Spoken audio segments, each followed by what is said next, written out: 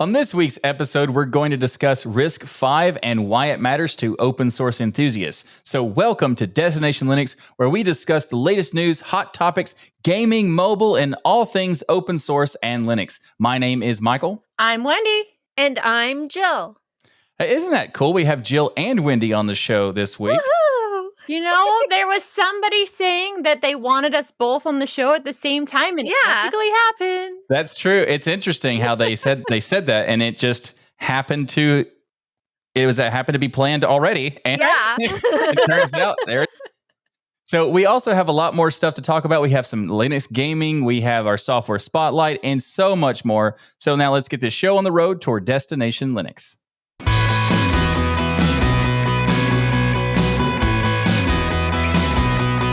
Our feedback this week comes from Symbolic Mike, which is a very fun name. I'm curious if he's Mike or just symbolically named Mike.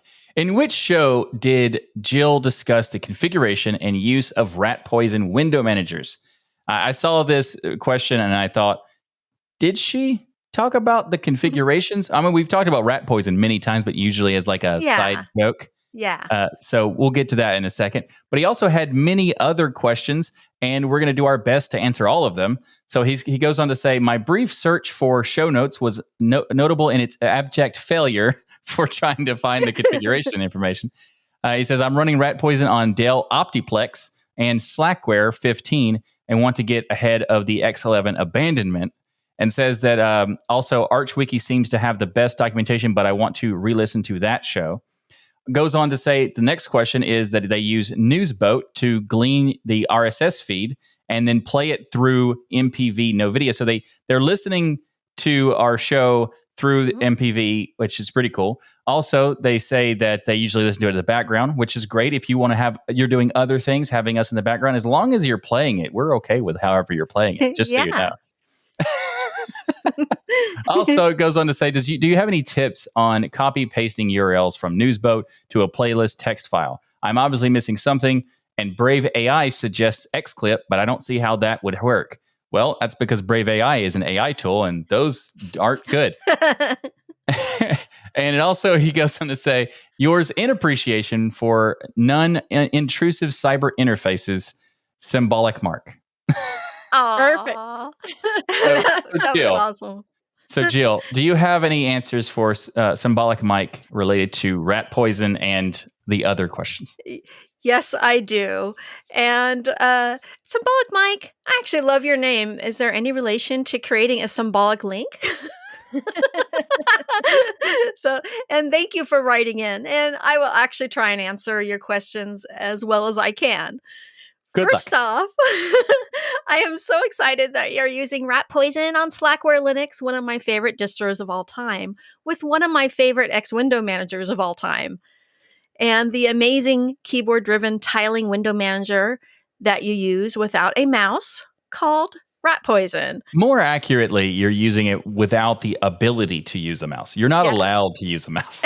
Yeah. It's an all or nothing kind of thing. Yeah, it's actually pretty cool, and I love the fact that it's called rat poison. And the logo is cool. It's a rat with a X through it, a red X. Yeah. a red no sign like on the symbol. Street. Yeah. Mm-hmm. Yeah. So, and I'm happy you're running it on a classic Dell Optiplex 380 Intel Core 2 Duo system from 2005, which is actually a great way to keep the computer out of the landfill, and will keep rats or mice off it literally. LOL. I know Wendy's like me. She likes to repurpose old hardware. Yes, absolutely. Absolutely. So does Nate. Yeah. Cubicle Nate does a lot of repurposing. Cubicle. Mm-hmm. I like repurposing, just not that old a hardware. It's not that old. Yeah. I want to check out like all of the stuff that he went through, because he went through his 20 years of Linux. When we recorded yesterday, that'll be Linux Out Loud episode 91. Cool. So you can check out all of his old systems. He gets to hold them up and show us. It was like Jill's treasure hunt, but with Nate.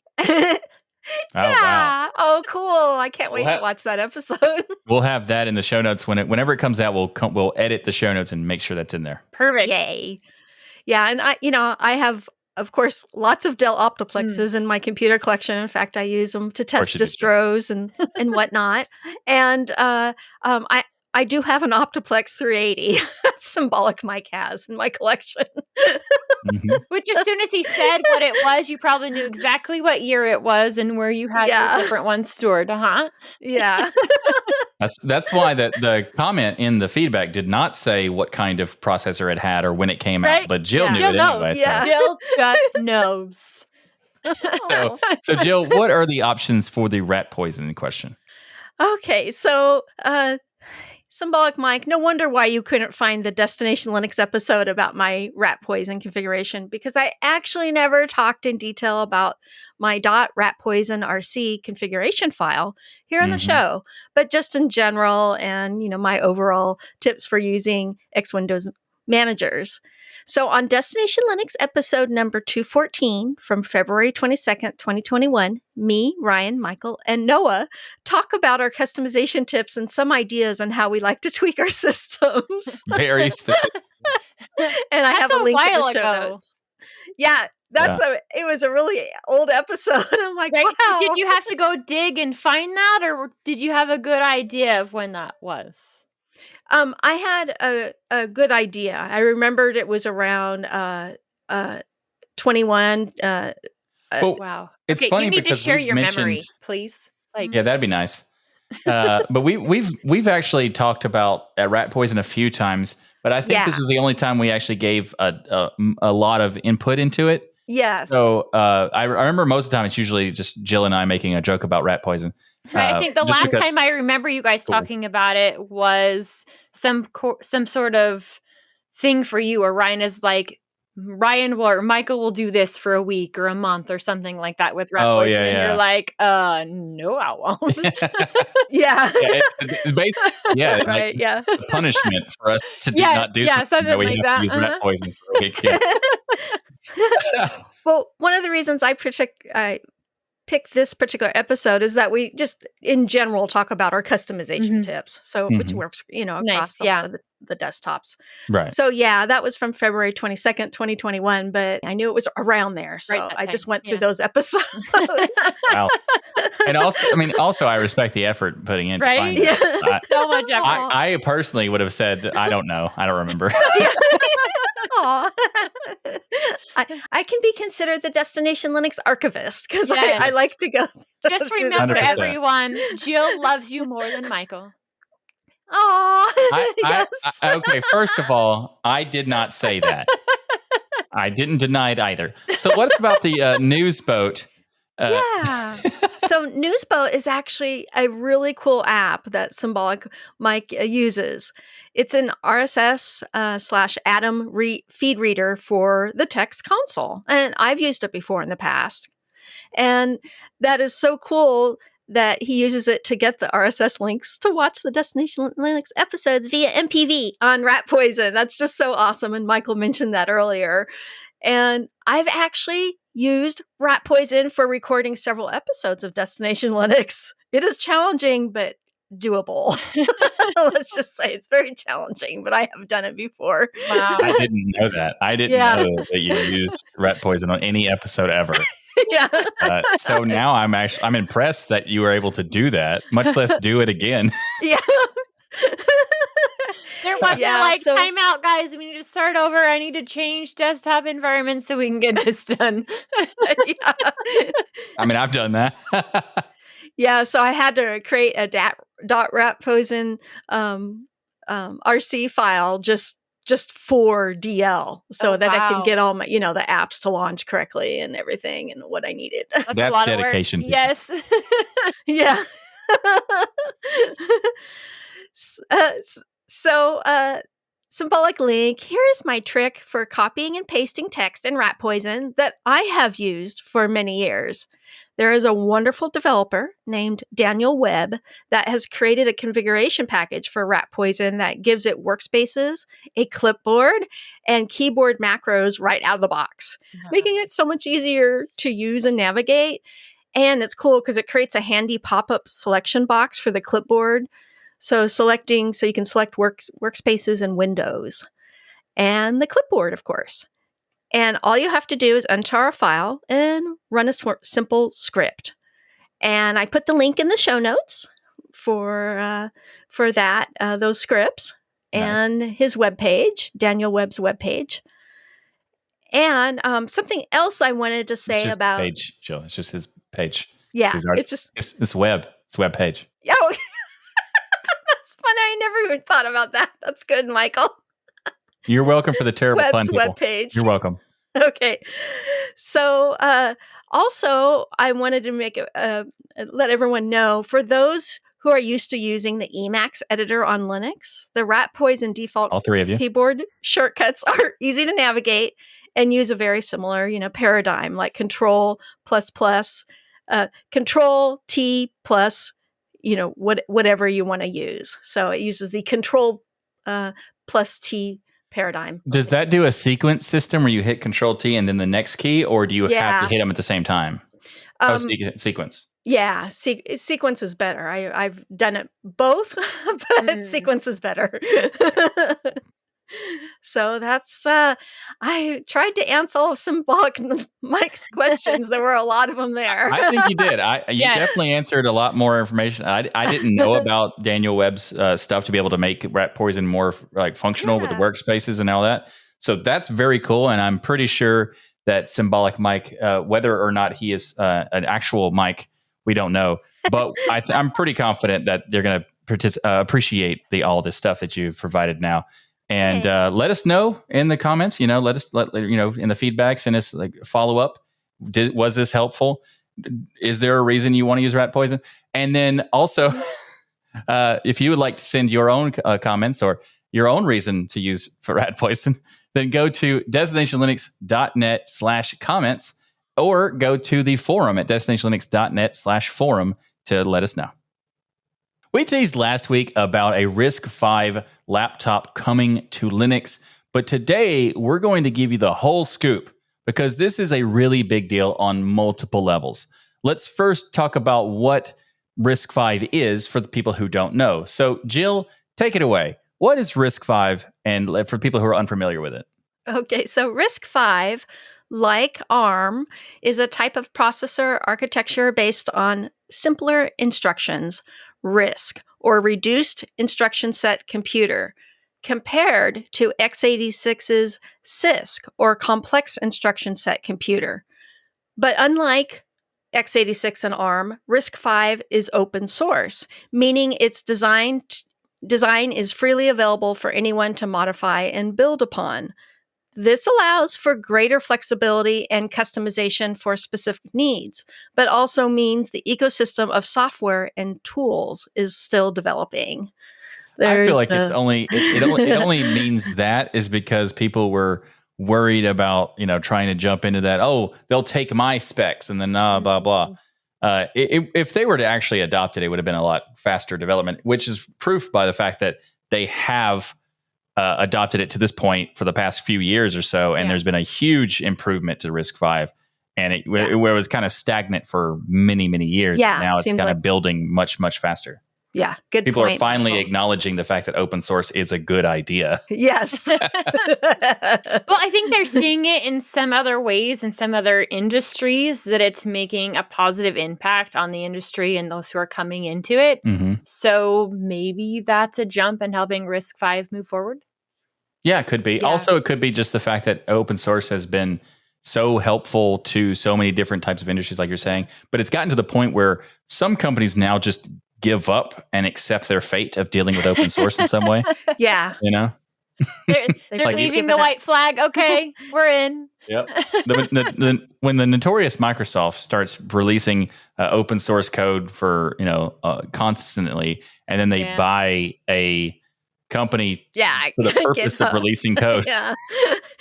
Yeah, and they're using Linux on the back end, for everything. Yeah. So I think they just kind of accepted their fate.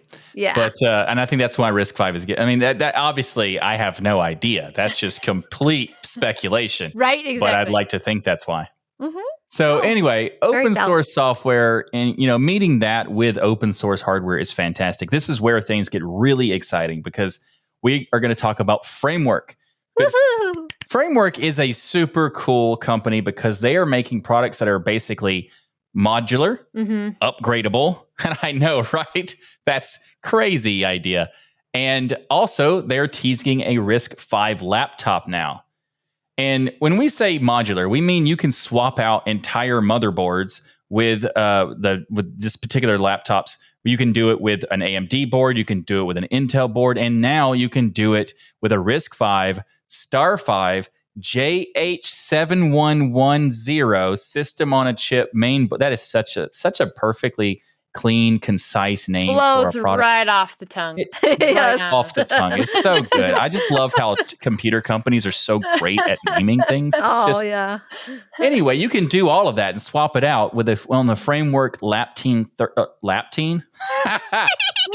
You could do it in the Framework Laptop 13. See where that came from? It was a combination of two. Yeah. Anyway. And then you could play with RISC-V. And what's cool is that if you already have a laptop 13 from Framework, you can take your existing mainboard out, swap it in, play with RISC-V, and then put it back what you had. Which that is what's amazing about Framework. If you can, like that sort of idea, like in some places, people are talking about how RISC-V is not necessarily a very powerful thing so far, like just yet, but it's taking time to build that out. And this idea of having a Framework laptop to be able to effectively take out the RISC-V whenever you feel like you need more power, and then it's not that much complicated in comparison to like other laptops, which and sometimes you would like I've actually done some repairs on laptops to the point where I feel like throwing it against the wall. Yeah, you'd rather just break it than finish the repair. Yeah, but mostly because it's so poorly designed as just a concept of a laptop. It's like the fact that I want to remove this one piece, and I have to take the keyboard out to get to that piece. And I also have to take another piece on top of that to get to it. Like, why are you doing this weird layer system of this hardware? Right. And then you move forward and you see the Framework is much cleaner. It's a much nicer laptop overall, and it doesn't have any of those ridiculously dumb decisions. And it makes me think, like, why did they ever do that? You know, it's just anyway.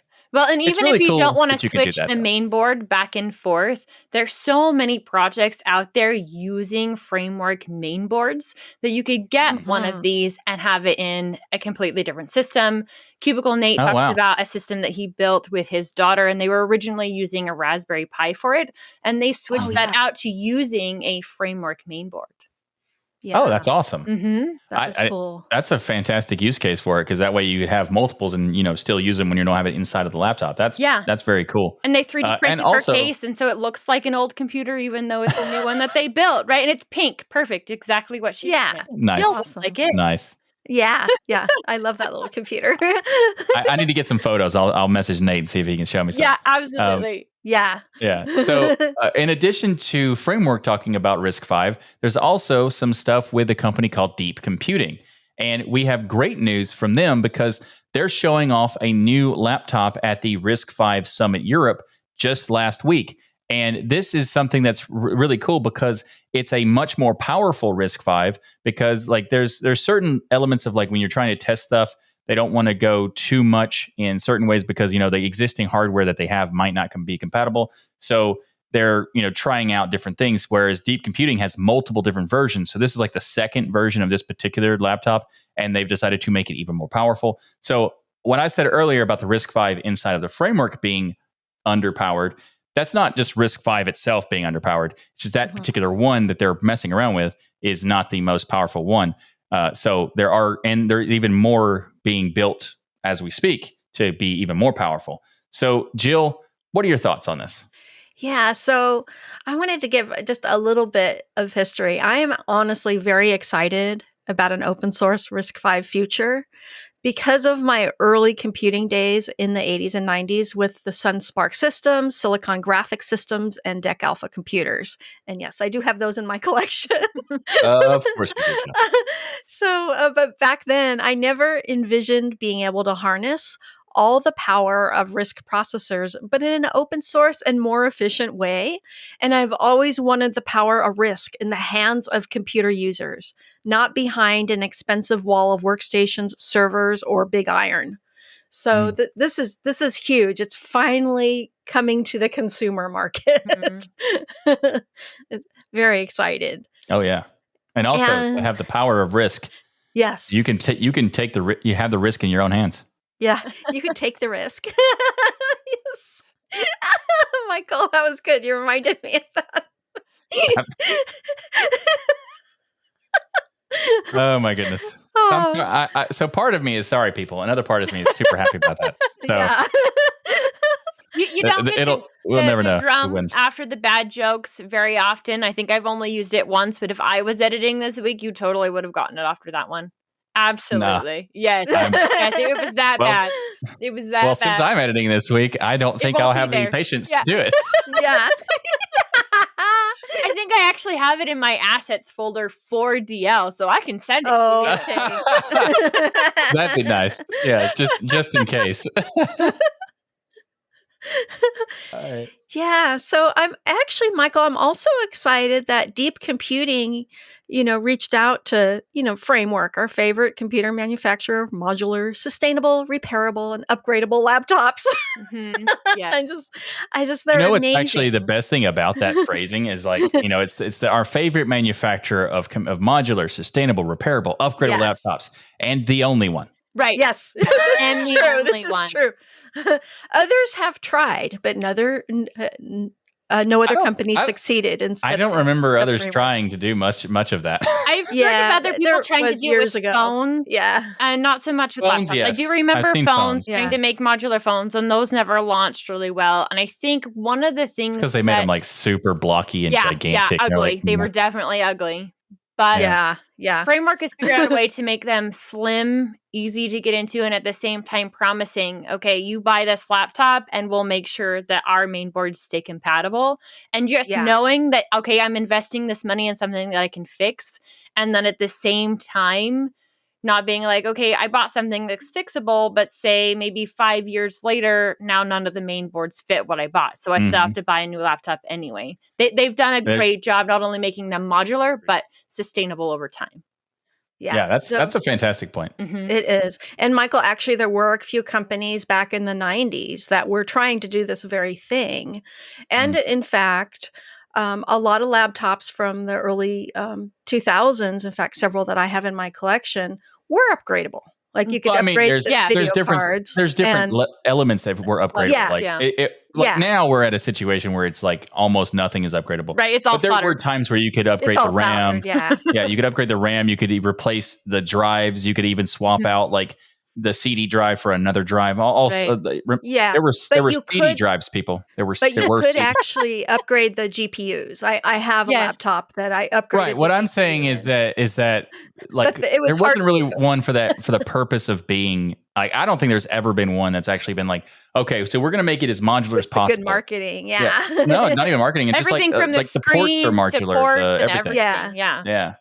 Like I think that's cool because they're going above and beyond. They're not just making it upgradable. They're making it like super customizable, multi-purpose, functional, absolutely, all sorts of. Anyway, I think the framework is very cool. Right. But the upside and the downside of those is they're definitely more on the expensive side, where this one from DeepComputer, you can pre-order, and this price, when I saw it in the show notes, it floored me. And I was like, maybe I need to go check it out.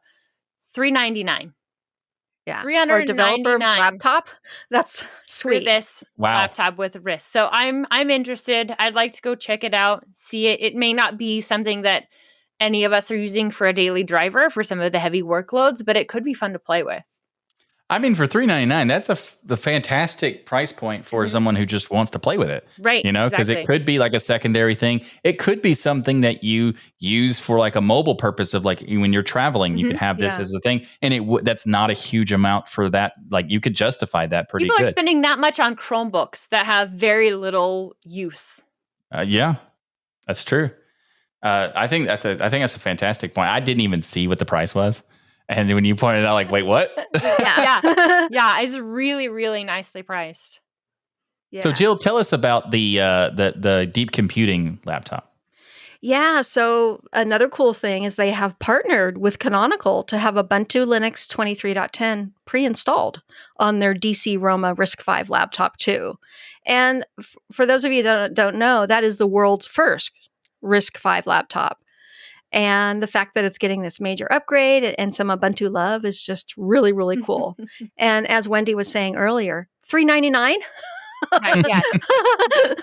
That, because developer boards and computers are usually very, very expensive, sometimes in the thousands. And to have one at $399, I'm like, I might be buying one of those. Honestly, when I hear the idea that something is developer, when I hear the term developer laptop, all I hear is costs a lot of money because like the vast majority of the time, like when Dell has a developer, like the XPS developer edition, it's very expensive. Or, pick up like Lenovo having a developer option. Like if you pick any of them, they usually use that term. And it makes me think like, do developers really want that kind of laptop? Like what makes it specifically developer friendly? Because it's not like, this is like a developer, this is like a pre-built or like a not ready thing. This is like a pre-production sort of thing where it's not necessarily like the latest and greatest thing. It's not necessarily built for, all the software you could possibly want. It's for people who want to actually develop for this platform. Exactly. But most of those developer laptops are just laptops with regular components. Yeah. To me, a lot of that looks like spend a whole lot of money so you can develop for us. Yes, exactly. Yes. But it's also like it's funny because like Apple was notorious for charging a lot of money, but they don't actually have any of these developer things. Just like, here it is, use it or don't use it. And then but you look at the hardware in these developer things, they're just high end hardware. They're not like special types of hardware. Right. It's not like you're only working on this specific type of platform. It's the same platform that everybody has, and sometimes it's the same hardware in every way, every configuration. It's just like how they put it together is different. Yeah. Well, in this case, it's a developer laptop, but also for the software side, because the software for RISC-V still hasn't been baked yet. Yeah, this is actually perfect because I would imagine that my whole point, I didn't even explain why I even brought this up. So thank you, Jill, for saying that, because you triggered me thinking like, now I know what I was trying to explain. The whole reason I was saying this is because when you're trying to develop for a platform, you should make the entry to get to that option as low as possible. So having a laptop that's only $399 or $400 for RISC-V is a lot cheaper than I was expecting it to be. I was expecting it to be not even just because of it being like a developer mode or whatever, but because it's a new piece of hardware that on a lot of the cases, it's hard when you have new hardware out in the market, it's hard to lower it until you get a lot of people buying it and you got enough supply and demand that you can lower the price. And they're starting with that's just fantastic to see. Well, and I just pulled up the sales page, and this is something that Ryan would love, and I'm really surprised he hasn't wrote this in the show notes, but it has a full metal chassis. It's a $400 laptop with a full metal chassis. Yeah. Nice. It's okay, awesome. so. And the framework motherboard, I'm suspecting it'll probably be around $200-$300. That's what their average motherboard is around. And if you would like to be notified by Framework Computer about the upcoming board, you can go on their website and get on their email list. Very nice. That's great. I did it a few days ago. That's very cool. A few moments later. So the modular phone, I would love it if the modular phone was created in the same, because the form factor of those modular phones was like super bulky and super awkward and just embrace the awkward clunkiness and make a 1990s giant brick phone that is now adjustable. And then boom, you have some awesomeness with you. Like, come on, do it. Like those massive Motorola like chunkiness things. Exactly. I want to feel like Zach from Saved by the Bell. Okay, that's what I want. That's what I want this. Oh, we need to use that in the show. I like this. Michael, use that in on the show. I will. I love Zach. So having Wendy on the show this week means that we don't really have a choice in covering the next topic, and that is the latest release of Darktable with Darktable 4.8. You know, when we discuss professional tools available in Linux, Darktable is one that we proudly recommend to photographers because, I mean, it just offers a lot of great features and compatibilities and capabilities as well. And it's just overall a really good option, especially when you compare it to the proprietary offerings. Some of them, it's better than those. You know, there's also some that are comparative, but we'll talk about that in some other time. Anyway, Wendy, before we get into the new features, explain some of the use cases for Darktable for those who aren't familiar with this tool. Darktable is awesome because it is a raw editor for your photos. So your camera can take the JPEGs, and if you have a real camera, which, I happen to have one of mine right here. So this is Nice. my Nikon D72. It can shoot, of course, JPEGs in RAW. And the advantage of shooting in RAW means it's saving all of that data. JPEG's a compressed file, and so there's only so much tweaking you can do to it. So say it was a little bit too dark, or maybe the colors weren't quite right, you're limited in that adjustment. But with a raw image and Darktable, you can go in and tweak, you can bring up that brightness, you can correct those colors, and that is what Darktable is for. You can use it on the JPEGs, but if you're going to harness its full capabilities, your raw images are the best way to go with that. Nice. I've messed around with Darktable to some level. So you could call me an expert. You'd be wrong, but you could call me that. And it's very cool and it's very powerful. And the fact that it has a lot of stuff I didn't know was even a thing that you'd want. So what are the new features in this latest release with 4.8? So one of the first things that they have on there is they've changed their color zones module. And one of the things that this one's awesome for, you can adjust the hue, lightness, and saturation of colors. So I have a picture that I was playing with in 4.8 today. It's one from a few years ago, but it's a bee on a crabapple flower. And so you're able to bring up the brightness of that flower. So the lens that I used at the time was a lot like this one, but it's a longer macro lens. It's definitely an older lens, manual focus, and so it's got a little bit of yellowing inside. So things weren't quite as sharp as they would have been if that lens had gotten some love, some treatment, or it was a newer lens. And so being able to go inside of that, I could bring up the color level of the flower so that it matched. And that's what that tool is for. You can even change colors complete with that. Say, hey, I want to shift the reds to a different color, and you're moving that around. It's really nice, bringing up the lightness of different colors. It's a module that's awesome for when I was doing different food photography because you're able to adjust those colors locally within that module. It's very, very powerful. And like so many of the other modules that they have in there, you can use masks. So say I only wanted to affect the flower, say I only wanted to affect a leaf or the bee. You can highlight that in several different ways using the mask in there and make those adjustments locally. Absolutely awesome. The biggest new thing is they have some canvas adjustments. I didn't get to play with that, even though I did look at them. So one is enlarging the canvas. So you've taken your picture for whatever standard size that you have inside of your camera, and the outside of it has some really nice bokeh, or the colors are matching really well, and you want to extend that canvas so you're framing your subject a little bit better. You can extend that and then copy or liquid fill someplace around that and extend the canvas, and it looks like it's all one. Like it never happened, like you never shifted and adjusted it. Very, very cool. Could be handy for portrait photographers. Could be handy for something like that where it blends well. Wildlife photography where you're zoomed in on the bird or something like that, and the rest of it There's a lot around of blurriness looks really beside, uniform. Yeah, it's really uniform around it. And you can also use that with the other new module, which is overlay. And I do really, really want to play with overlay. So in this case, you're bringing in multiple pictures and being able to put them as one. This would be nice for if you're taking more of a panorama. This one is fairly new. It's definitely going to take some playing with in order to make things align quite right. I would love it if they brought this into being able to stack images.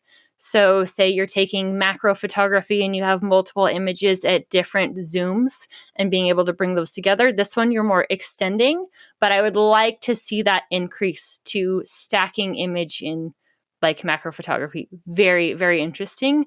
And I can't wait to go take a few pictures that would be useful for this. There's a lot of phones, this one in particular, that can take raw images as well.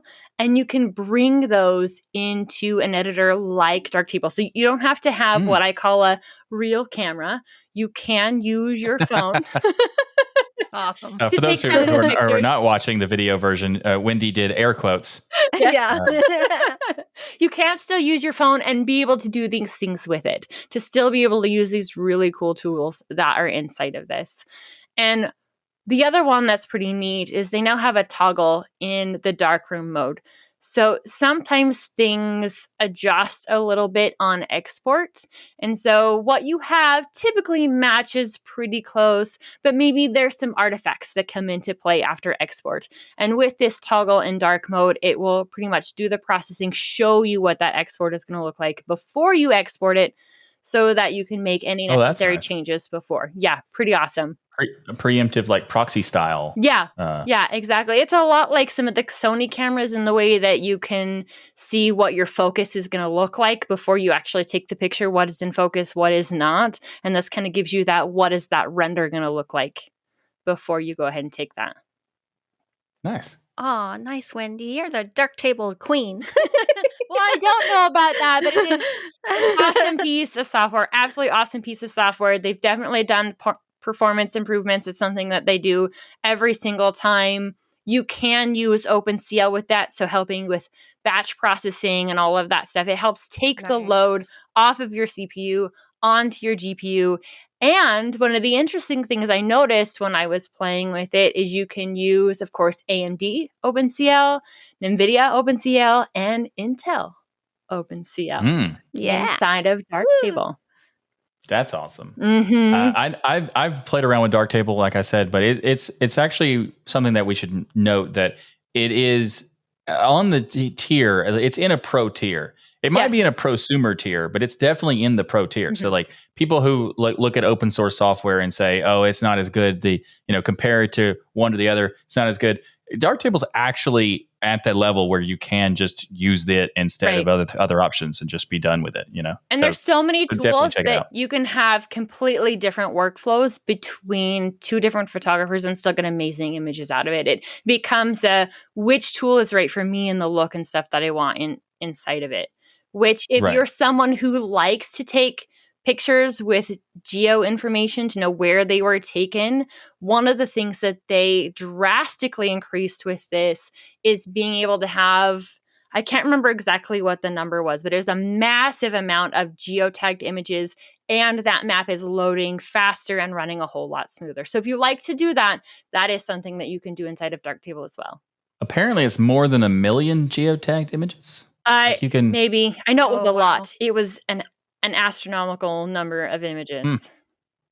Well, okay, so there's a lot of cool stuff with Darktable. If you are at all interested in doing photography, and if you have a real camera, then you can definitely check out Darktable. If you are just using a phone, then you can. Why did you echo on the phone?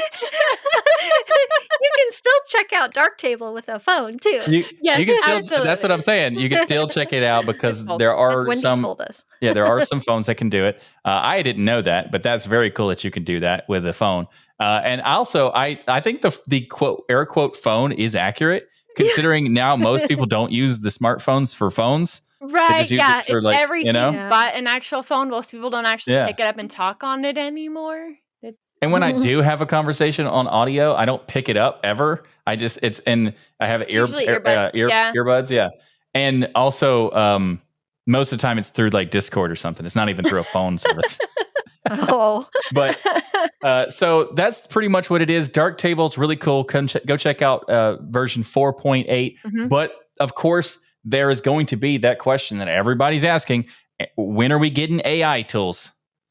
I don't know. I honestly can't tell you that.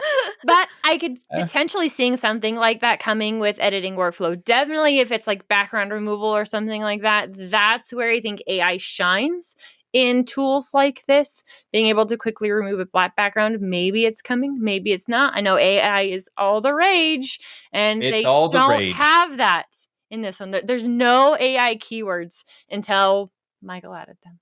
You're welcome. Yeah. Yeah, they didn't mention AI at all. So I just wanted to. Right? Yeah, and we actually haven't mentioned AI this entire episode. So I wanted to, You jinxed it, Michael.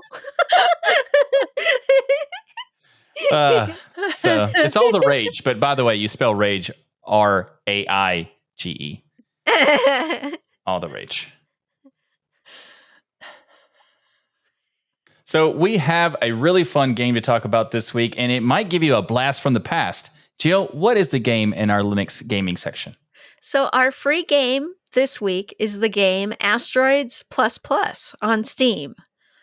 While this game won't actually blow you away with its graphics, music, or storyline, Asteroids has a very important history to gaming and is still great fun to play today.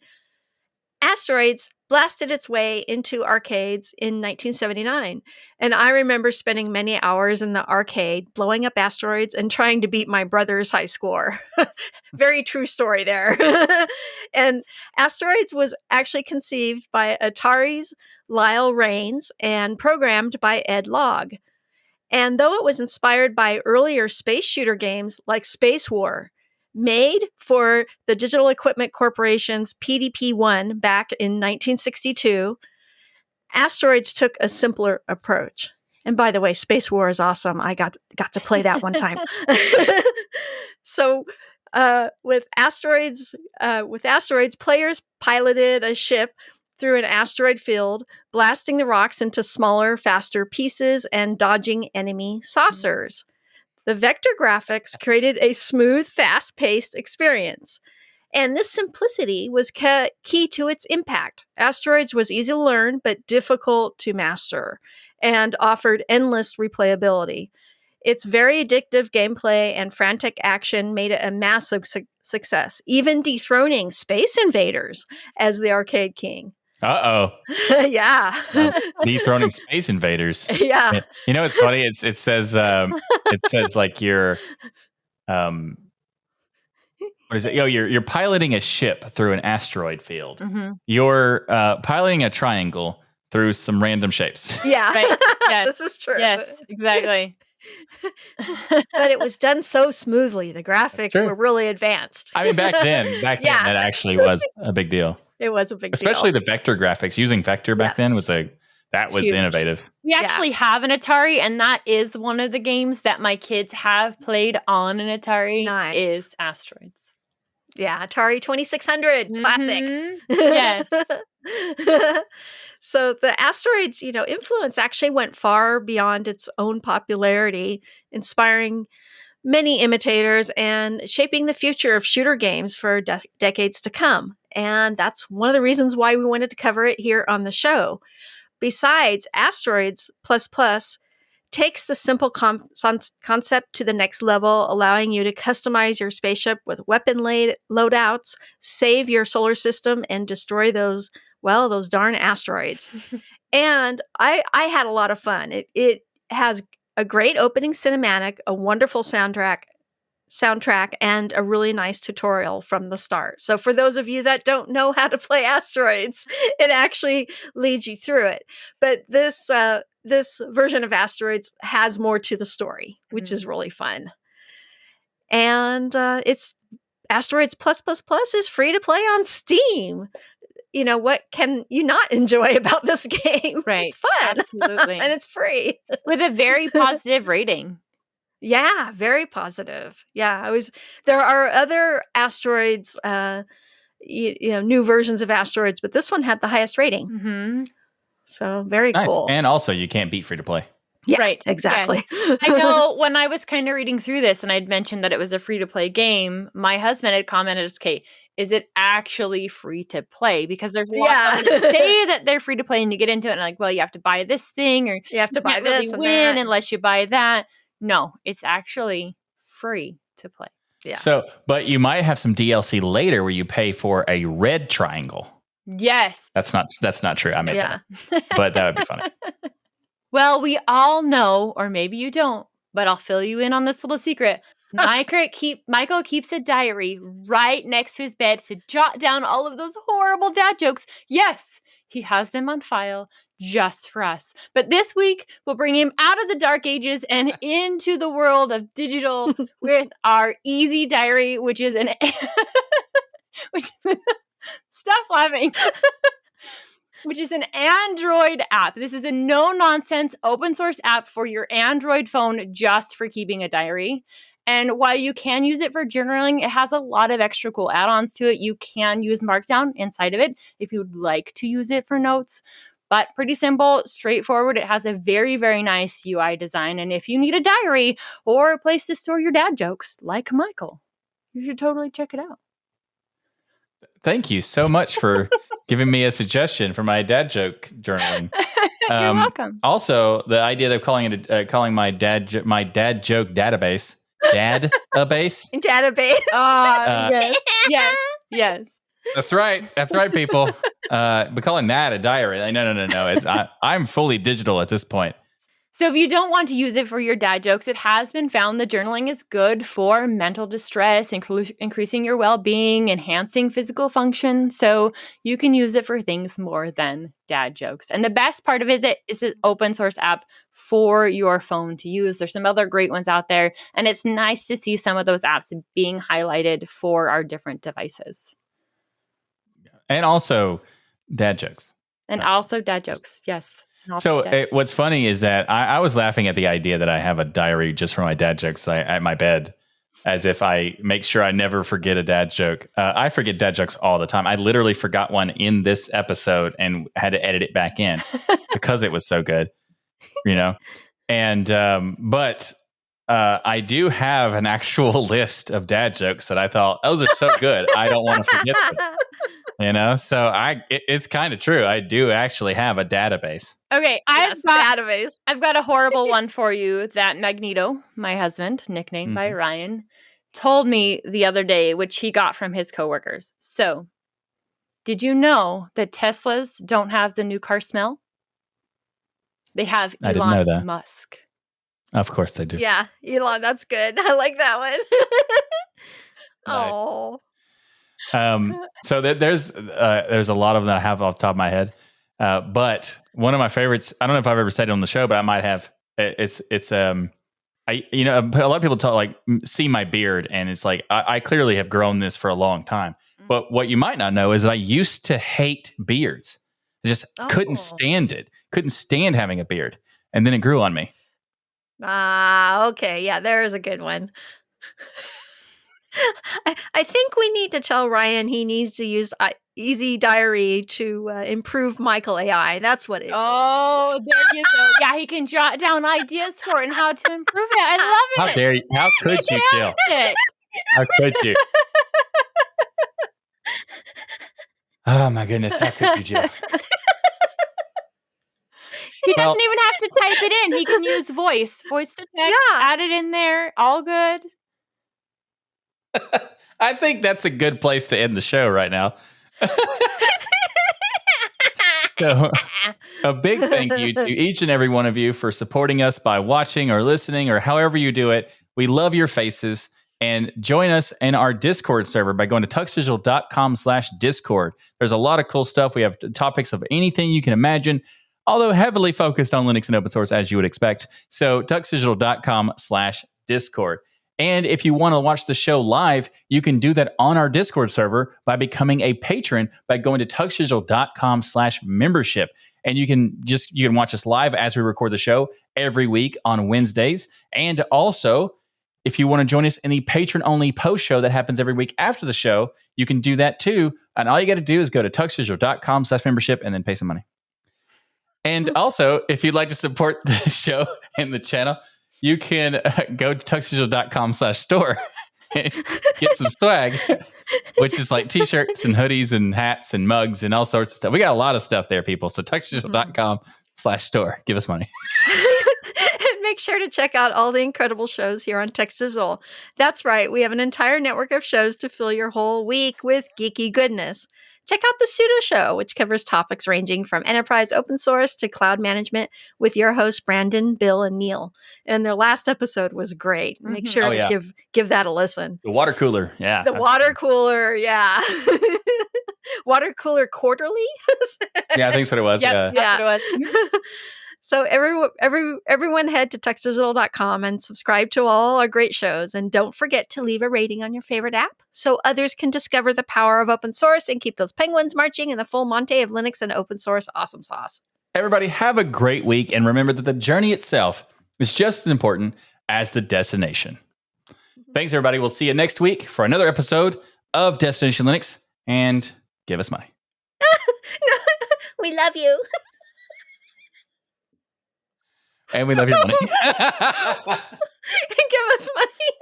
Okay, so just to be clear, yes, we will take it. But I'm not. That's just a joke. I'm joking.